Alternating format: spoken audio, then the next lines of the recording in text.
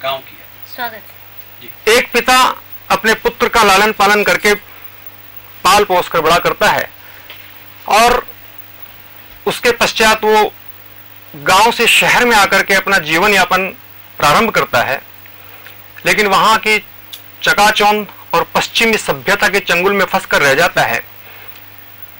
अपनी भारतीय संस्कृति को जब भूलता है और गांव में बैठे उसके पिता जब एक बार शहर आते हैं और वहां देखते हैं कि हमारी संस्कृति लुप्त हो चुकी और परिवार किस तरह से जीवन निर्वाह कर रहा है, शान शौकत का जीवन है, पार्टी है, चकाचौंध की जिंदगी, सभ्यता का कहीं पे नामो निशान नहीं, देख करके उसको बहुत दुख होता है। और जब वो एक दिन खाना खाने बैठता है तो उसकी जो बहू है वो थाली लगाने के बाद में कहती है कि पिताजी आप जल्दी खाना खा लो, मुझे किटी पार्टी में जाना है।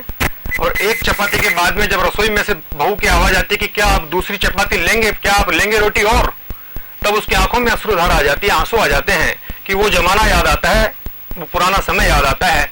तब वो थाली को हटाकर कह देता है कि नहीं बेटा, मेरा पेट भर गया, मुझे रोटी और नहीं चाहिए।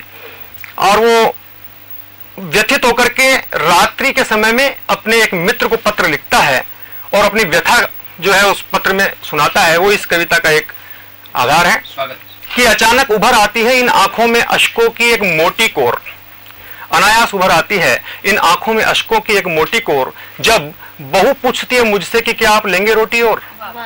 अरे राम तू ही बता यार, राम तू ही बता यार कि अब क्या खाएंगे और कहां जाएंगे, लेकिन जब दिल टूटेगा ना तो तुझसे मिलने गांव जरूर आएंगे। क्योंकि अपने गांव की गली वाला वो पुराना मकान ही अच्छा था, वहां प्यार और व्यवहार सबका सच्चा था।